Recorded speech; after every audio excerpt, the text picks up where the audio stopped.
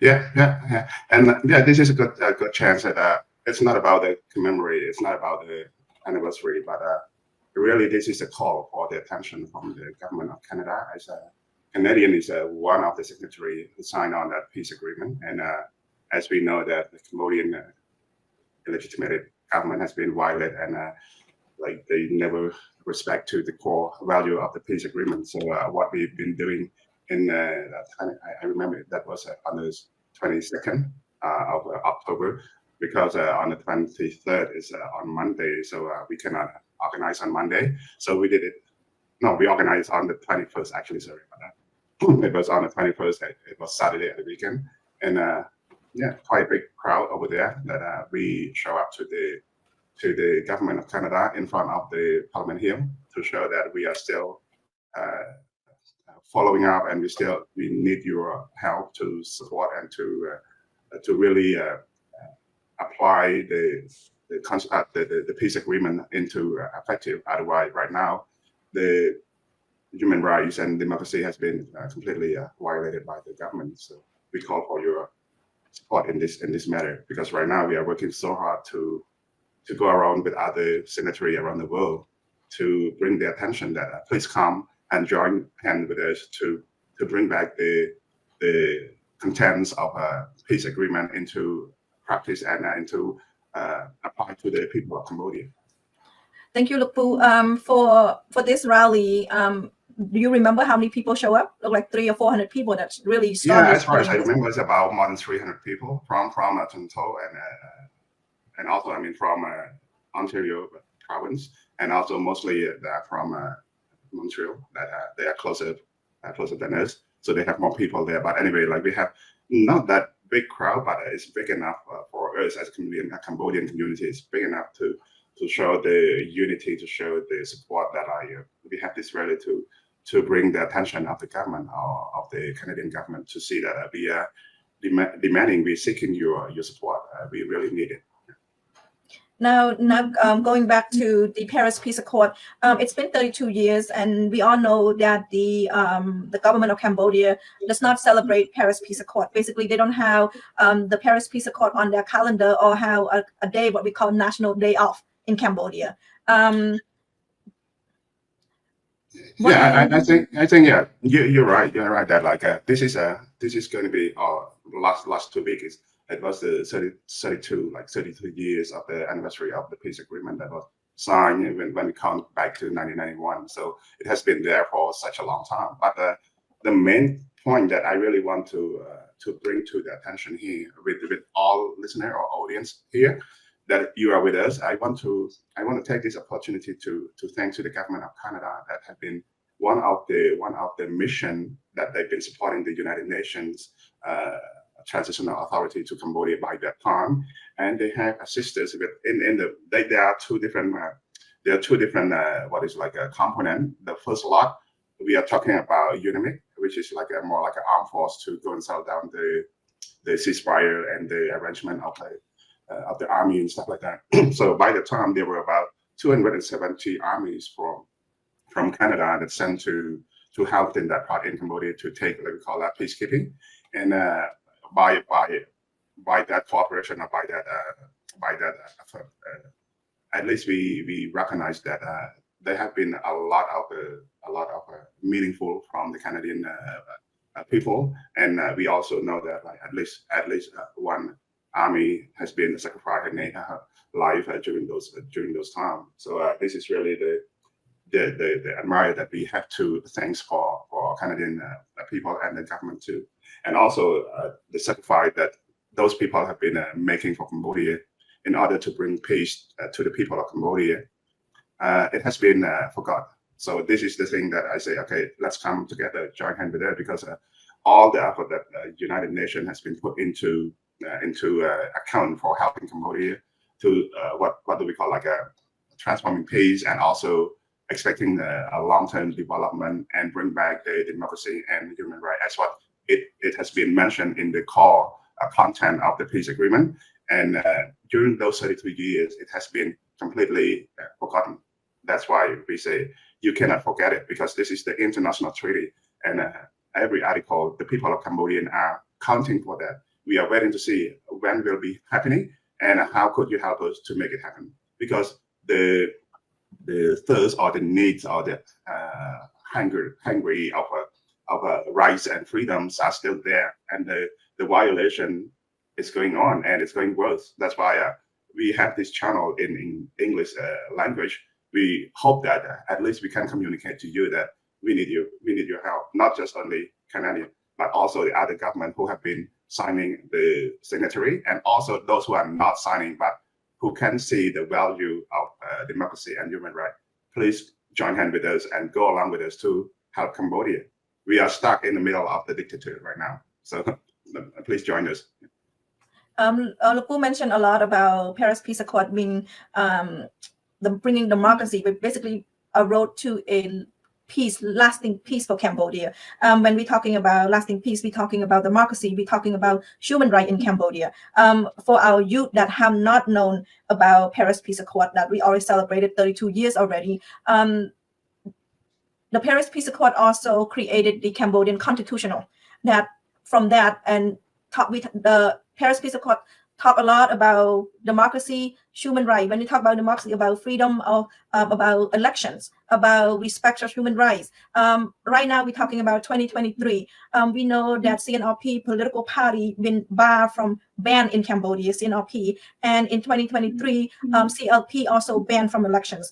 Can you help to let our youth know the situation in Cambodia regarding election, and also we can touch a little bit about political prisoner, that anyone, whichever party you on, or if you just being a normal ordinary citizen, if you ever have to say something bad about the regime, you will be in jail. So there is no freedom of expression, there's no freedom of speech at all. So can Lupu elaborate a little bit about elections in Cambodia, starting with CNRP?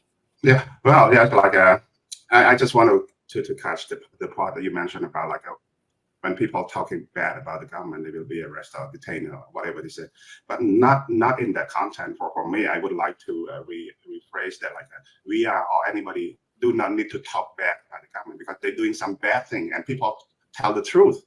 That is the thing. People tell the truth, and then they got harmed, they got jailed, they got killed. That is really the thing. But anyhow, for those young and for those people who are away from the country, and also being in the we call it free and democratic country, you might be a little bit difficult to imagine how Cambodia treat their people. You have like in Canada or in the United States, you have a charter of right that protect you, that you can talk, you can discuss any social issue, anything that related to your rights. You can speak freely, you can talk freely, but it's not the same in Cambodia. When we're talking about very bad human rights violation, and there is no democracy in Cambodia. So that is like a very detailed and a lot of issue or subject that I don't think we have time to explain every part. But the point that I want to raise is that the constitution of Cambodia that was brought up, or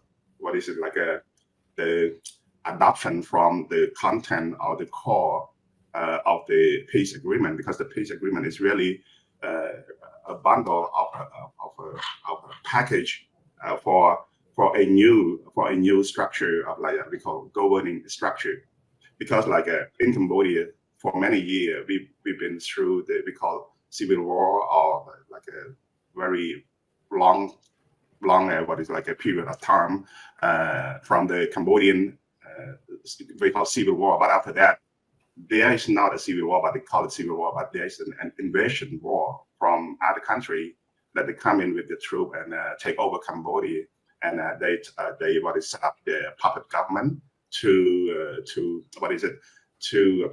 camouflage or to hide from the international community, to say that they are coming to save Cambodia from the genocide and things like that. But in the true or in the real situation, it's not like that. They create their own war by killing the people, and then they use that scenario to come over so that they have a chance to take over Cambodia. It looks like they come to save the country, but it's not. They come to take over and control the country, and that is really the part. And what had happened from that situation is that like we as a Cambodian people, especially, that's why I have to take this opportunity to thank to those people who have been working so hard around the world, not just in the United States, not just in Canada, but and also in Europe and in other countries like Australia. They've been putting effort together. Those people who live outside the boundary of Cambodia, because you know that Cambodia is under control of dictatorship and under the control of they call the communist regime by those times, and there is no term of rights or freedom or election has been heard in the country. So the only things that happening around the world is that people here, like you and many other people who've been passed away by now because they've been struggling for the last 40 years, like I try to make things happening for Cambodia, try to bring peace back to Cambodia and democracy to Cambodia, but they have been sacrificed their time, their effort, their money, and everything just like to get the attention from the international community to help establish or come together with a basic compromise to say, okay, let's set a guideline to help Cambodia, you know. So by that time, I have to admire to those people who've been working so hard outside the country, outside Cambodia, to help and bring the concern of Cambodia to the attention of the international community. That is the time that it comes up to Paris Peace Agreement start to establish. That is really the points that I want to also bring this into the attention of everybody here who are on our channel now, and also in the future, if they tune on and happen to hear our discussion, please think that the people in Cambodia right now, basically they are in the detention sort of like an area already. Even they are in their home, even they are in their house, they are in public, but that is really the political detention or constant tension that they have no way, they have no opportunity to talk or to discuss or to share their concern about how bad the social issue or the political issue are happening in Cambodia right now. So the only thing that is going to be heard is by these people or by us who are outside the country, outside the fence of the dictator, that we can freely discuss, we can freely expose, and we can freely share to the world that Cambodia is under a dictatorship and completely control our daily life. So we cannot discuss anything. Even they say about free and fair election that was happening in the last couple of times after the 93, because we remember that the only free and fair election is only in 1993, the one that was organized by the United Nations. And after that, they have a coup d'etat and they arrange themselves with the fake election or sham election, that they just do it to pretend to be like a democracy sort of platform, but actually it was not, because all they call it National Election Committee are the member of the CPP, which is the government and the current government owned like party. So every like a military, police, and juridic system and everything are under the control of one party. So the other opposition or other party that participate that go along to vote or to go to the election, they hope that there is a chance to win and we can change the political regime, but it's not going to happen that way, because you remember that in 2013, you remember that time that I was a political party, a National Rescue Party, Cambodian National Rescue Party. We know we win. We know based on the number or the survey developed count of the, we call the general community, we can understand that what are the percentage of the vote we can reach. But eventually they change all the figure, they change all the number, and then they make some adjustment to make like, okay, we lose to some percentage. Anyway, those are the trick that I would like to emphasize, that if we going through the election and the gunpoint of Hun Sen regime like this, whatever party, how many party, it's just only to fulfill and to decorate we call the fake democracy platform in Cambodia. That's what I really want to seek help from others, especially the one or the signatory, to help us bring back a free and fair atmosphere, and also give us chance for the people of Cambodia to have their freedom of right or freedom for vote. So we don't expect that we are going to be the one who wins the vote, but let the people choose it. Yeah. Okay. This is what I really concerned about the 1991 peace agreement, that we want everybody help us to stick onto that. Thank you. Yes, and the Pooh mentions it is in 1993 every single elections. I think we have 7 national election now. CPP meaning been having whole control over, been holding the control, and for the last 2 election as well. 2018 national election and 2023 national elections, CPP win landslide victory, meaning there is no real opposition. Exactly, there's no real opposition. In 2018, they banned CNLP from entering the election race, and they win 125 seats in the parliament. And now 2023, they ban CLP from registering their name to vote, and they won 120, and they give out 5 seats to a political party that actually agreeing with them. So if for our youth that listening to us right now, St. Paris Peace Accord, it's been 32 years, and that's just from Paris Peace Accord. When Pooh said about the war, we were out of the war in 1979. Basically, Cambodia is called Year of Zero, where we build from scratch from war, from 1979 till now. So at least 44 years. And if our youth to imagine 44 years, just say 32 years from Paris Peace Accord, 32 years, Cambodia is and currently still under one family, one man that actually run the country. And now his son is running the country. Let me, so that way our youth would understand it. For our people that I'm not familiar with Canada elections or Canada politics, but in America, we have elections every 4 years. And the president can only have 2 terms. So the most anyone can hold a seat as a president 8 years.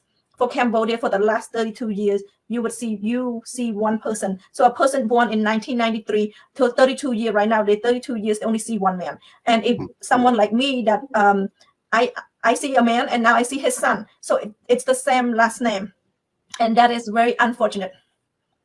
Well, in one perspective or in one viewpoint from what I would want to share with our audience right now is that yes, every country, they have a set of code of conduct or the regulation based on the constitutional, what is a mechanism that we agree, whether they are terms set it by or they are mandate set it by the constitution.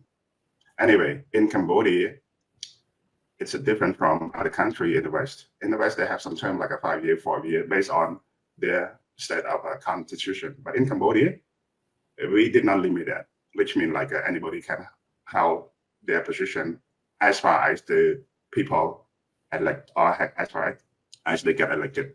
But the problem that come into the condition or the problem that appear to the surface is that if we are talking about election and winning the election, it's easy that if we have a free and fair atmosphere in Cambodia, Hun Sen may have not been such a long time, and he might already been gone since 1993, as far as we know. Yeah, the first election he didn't even win. Yeah, but the thing he did not accept when he lost it, and then he tried to isolate. He tried to break country into 2 parts, and what the negotiation by the time we come joined to the first and the second prime minister, so and so. Yes. But in the aim or in the viewpoint from the Democratic Party, especially from the Cambodian National Rescue Party, we really want to set a new guideline or a new standard. Say, okay, everybody, even whatever they good or the best or best of the best, they have to serve only 2 terms in this position, even in the same party, but somebody else has to be serving a different term. That's why we want to change the constitution, or we want to do the amendment on that part. But the problem is that it's really hard to get into that position to win the majority. And also, as you know, that in order to make an amendment of the constitution, we have to be a 2 by 3, something like that, of the vote of the parliament vote. But however, the problem is not that one. The problem is that Hun Sen control everything. He controlled everything, even when we're talking about, you mentioned 40 years in 1979 that Cambodia has been transformed from the scratch. But on another option, we say Cambodia is not from the scratch. Actually, Cambodia turned their charm. Everything still be in place, a natural resource. Everything is still there. Everything is still there. Nobody touched it. Even the mines or a natural resource, trees and timber and stuff like that. It's in the whole country. But when Hun Sen took over, he just like sell everything. You remember that? I remember the organization called what is it that they talking about the Cambodia for sale? You remember that time? Yes. They have a report talking about Cambodia for sale, which means all the asset, all the resource of Cambodia, even like tree, mines, lakes, and river and stuff like that, they sold them out to the neighbor, or to Chinese, or to Vietnamese and those stuff. And also until then, when we're talking about what 40 years in like a holding position or as a leader of the country, and then everything right now, like he passed the power or he shared the power to his son to take over. And then his son still repeats the same thing, like, okay, we need to strengthen this, we need to develop this, we need to develop that. For instance, I just gave one option and say, okay, we need to strengthen the productivity capacity for the farmer. And he just speak it yesterday. And I would like to say, like, what about the last 40 years? Your dad do nothing about that? And like strengthening the government. Do not mention about strengthening the government, because the government are the factory worker. They need marketplace. They need support from the United States. They need the open market from what is it, like a tariff from the Europe market and things like that. So when you're talking about strengthening the capacity of the production capacity, you just mention it like a backup from a dream. Actually, we need that since like 30 years ago, or more than 30 years ago. We need to improve that. Right now, you see our neighbor like Thailand, Indonesia, Malaysia, and especially Vietnam, they go far away out beyond us. And we just like still, and every day, the position of the, I would say, I never want to say prime minister, but like something like a fake prime minister. He just go around, arrange or set a platform and speak to the people, or not speaking, lying to the people around the country. So it's nothing to do in concrete about the actual planning, the actual, implementation for actual development or anything related to the building the economy for Cambodia. So in general, I just like good that we can see how far away from other the Cambodian drop behind. So we want to let the people in our country to understand that we need to see this situation. And one other thing that I think, I don't know if this is going to be enough information for everybody to share. Cambodia is not just about the dictatorship or the family owned country, but the problem that we are encountering right now is the silent invasion of Vietnamese to control Cambodia.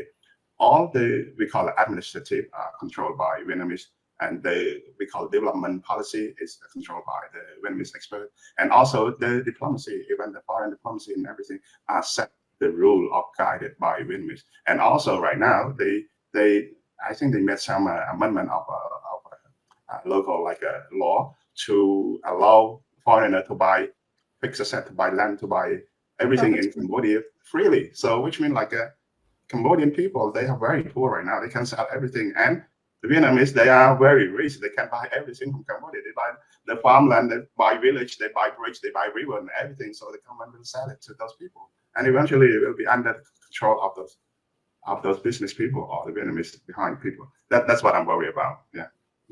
So you touch base a little bit about Hun Manet.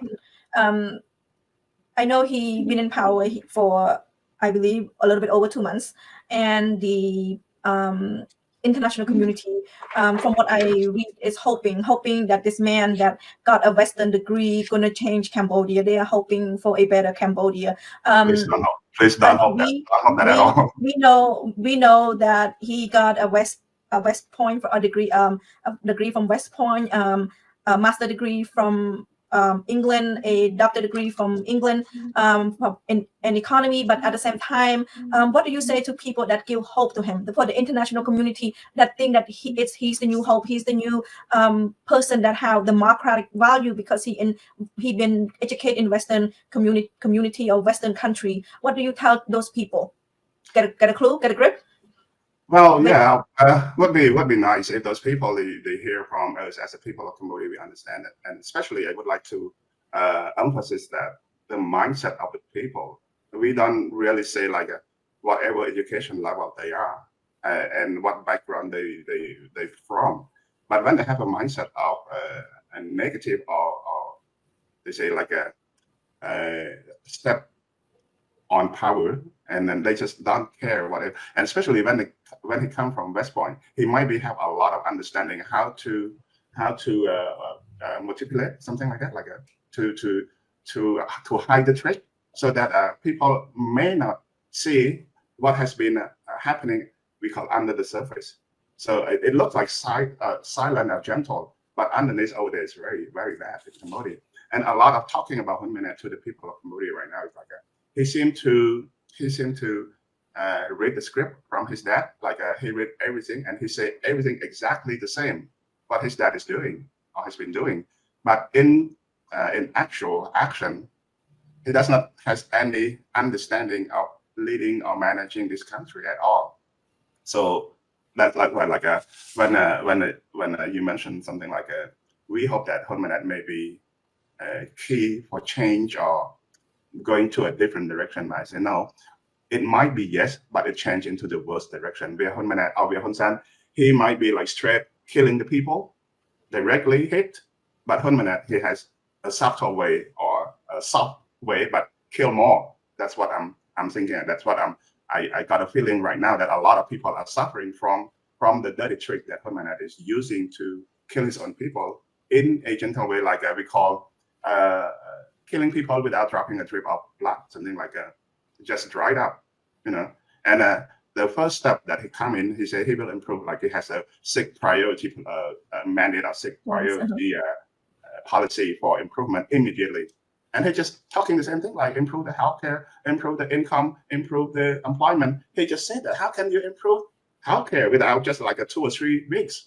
Because this has to be built for at least many years, at least, because a good doctor and a good training doctor, it's supposed at least it needs 8 years in field and also theory practice. So all those things, it has to be on we call it practicable planning. It's not just a dream, like being a good employment record, being a good what is like an income generated for the people of Cambodia. It's not happening just by saying it, because we need to plan for what is like what are the industry, what are the skills that people are needed, and what are those skills and field that may be meeting to the market demand from the like in the region and also as globally, you know. So all those things has to be planned ahead for many years. It's not just happen by like, okay, 6 main or priority policy need to be applied now. It does not mean like that. And this is just only the script that was written by an expert. And also, as far as I follow his speech at public speech, I think like Manet doesn't really understand what is the development concept mean. It's just like he's just reading it out or imitating to be understand it, but it's not really understood the content, you know. Yeah. It's easy for him to just repeat what his dad said, and we all know that he is currently in the prime minister position not because the people elected him, because his father put him there. So I just want our audience to know that Hun Manet, even though his title is prime minister of Cambodia, but not prime minister, not vote by the people, not vote by the voice of the people, but he's there in the position by his father, put him on a silver platter to be that position. And for us, we all know that anything that's easy, he never had to go out and campaign. He never had to go all his 6-7 points that he's going to do in his year as a prime minister. Those points should have been out while he's in the democratic world. Those points should have been out while he's campaigning. But unfortunately, he's not campaigning. His father, he went out campaign, but campaigned for CPP, and later on, his father put him in that position.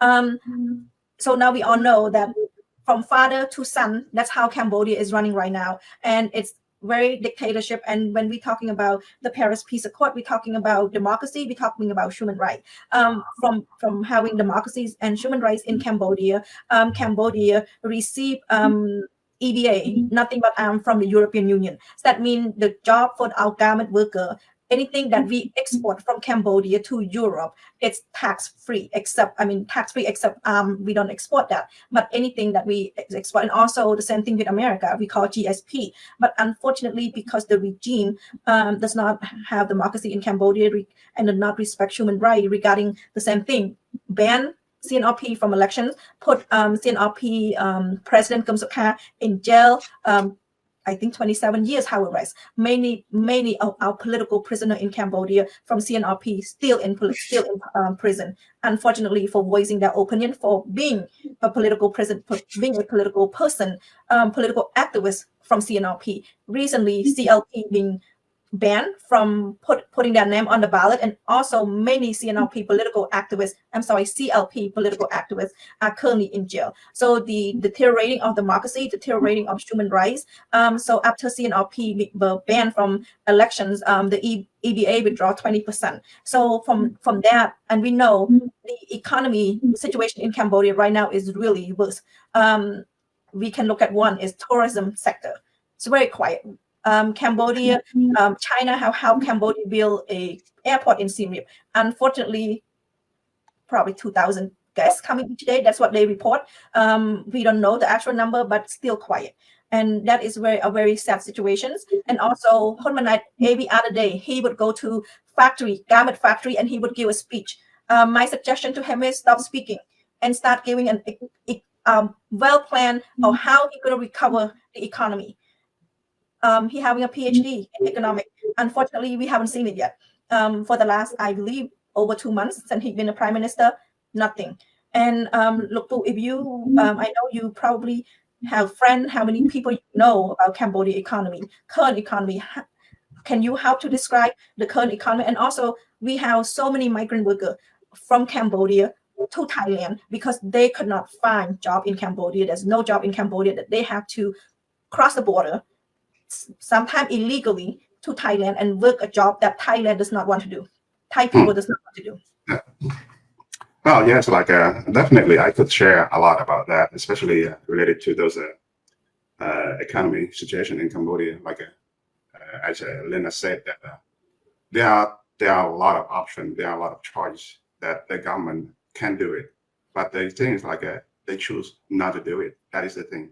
Why they don't do it? Why they don't try to improve Cambodians' economy for the people of Cambodia? Because the government want these people or want Cambodian people to be poor, poor, so that it's easier for them to control. So this is one of the point. And also regarding the investment from depending of investment from China, it's not just like a dependence, but this is a strategic plan from Hun Sen and to his son to play that role, because we know that international community in the West, they are not supporting or they are not cooperating with Hun Sen, because Hun Sen violate, and because Hun Sen do not respect to the agreed principle of the not just the EBA or GSP, but also the content of Paris Peace Agreement itself, that Hun Sen has to follow and respect in those obligations. But he fails to do it. That's why the international community, they impose like this is they call diplomacy sanction to this country. And also in order to improve the economic or the employment or income standard for the worker, like for instance in Cambodia, they are the most or the highest percentage of what we call economic welfare is about a garment factory, and those garment factory are from Chinese people, and those Chinese people, you know that they are coming to make money. They don't care about human rights, about the fair wage or working hour. They don't really care about those, like we call the dignity of the people. They concerned about how to make profit. So they treat the people of Cambodia, those workers, as their slave of economy. That's what Hun Sen are trying to do. And by doing that, Hun Sen and his party got we call the commission, bribery commission from the we call the dark business. And also the investment that made between Cambodian and China, it's not about how Chinese will help Cambodia to bring for a better life, condition of living. Oh, sorry, maybe my internet is not connected or disconnected. Can you still hear me? Yeah, I can hear you. I'm not sure our audience can hear you, but I can hear you. Okay. Yes. So in that case, China, they don't really care about how or what to help Cambodian people as a whole, but it's more likely helping Hun Sen and his party to get better sort of like secure economic support to support his power, so that Chinese can earn, like a lot of investment made by China instead, like for instance, like the dam, we call the electricity dam, something like that, and also about the what we call about the airport. Like right now, they have a new airport, right? All those airports, they are all sorry, they are all what is it like a loan from the government of China, and in a long 55-year term, contract. yeah, a lot of country in Southeast Asia fell to the debt tracks of China, and that's what had happened. And Cambodia, the other thing is that we call the geopolitical region that China tried to use Cambodia for their military base in a long-term run for, we don't know, like invasion or control over that area. So this is really the point that China trying everything to support Hun Sen's power is to buy Cambodia from the hand of Hun Sen so that China can control this area to go against the West. That is really the long-term plan. So they don't really care about what the people are going to happen, what are the economic, and if we're talking about improving or try to improve the economy for Cambodia, the only thing that would start very first is that the condition from EBA is not that much. It's like what is it like return or open the democracy atmosphere or bring back the peace and reconciliation, thing like that, into Cambodia. Then they reconsider how they can help Cambodia. But in this situation, Hun Sen does not need that. Hun Sen rely on the support from China and press all the other opposition so that he can hold the power forever. That is really the basic plan for him and his party. And mainly, it's like Cambodia is like belong to his family right now because everything is under Hun Sen and his party. Yeah. Yes, when talking about everything under Hun Sen, I want everyone to know that the Hun family hold every single thing. They own everything. They own all the name of to the hotel, the name to even water. So the Cambodia people cannot escape an everyday life without spending money to support the Hun regime, the Hun family. For people in Canada, for the youth in Canada, what should they do to help out Cambodia? Well, I think this is really a call or another call, or we keep calling for everyone, not just the people or the youth in Canada, everybody, every people who are feeling sad or feeling pity for the people of Cambodia that they are living under, we call in our general common, we say like we are living in hell in Cambodia. Like we have nothing there. It's really dirty, controlled by the dictatorship family. So we call everybody, the youth is the priority because you are the one who will bring or you will carry on a lot longer job to help raise or promote or bring the attention to the international community. And also what I would like to say is that like everybody here outside the country, we have full rights, we have freedom, we have enough economic support. So we don't feel fear or worry about the intimidation from Hun Sen's group. So you have full rights, or you have time to share and to talk and to communicate with others, especially when you are working or doing any business related to the government official here. Please bring our consent, the Cambodian consent, because Canadian has an obligation or as the signatory of the peace agreement. Bring them the attention that please help Cambodia and go online and search for any article that contribute or that may be beneficial for the reader and share along so that people, they know that Cambodia is still struggling. So we are not silent. When we are silent, everybody feel like Cambodia are okay right now, but actually we are not okay. And only a few activists that can communicate. I mean, when talking about a few hundred people, but compared to the world, it's just so little that cannot share this information to the world. So every one of you who can or have an ability or can do anything, just share and talk to the people, especially talk to your MP, talk to your counselor, talk to your friends who work in the same area of a democracy or human rights defender. Please tell and go around and ask those people to help us, because don't realize on the people in Cambodia, because in Cambodia, basically they are in the jail already. They are already in a detention area. It's just only they treat it differently. The problem is they can't speak anymore. So the people out here talk about it and asking for help. Right now, we are doing the same thing, like for our generation and for our team. We're working days and nights and just countless hours, just do it. But how much we can do. And we are already come to this age, and we need your help. We need the new generation and come to the fresh blood and bring this concern, because Cambodia, we cannot miss, or we cannot erase it, or we cannot be lost at this stage of the time. We can't let it go. So we have to bring Cambodia back and try to prevent it and keep it for our generation to live and enjoy life with like other country and other nation in the world too. So this is really my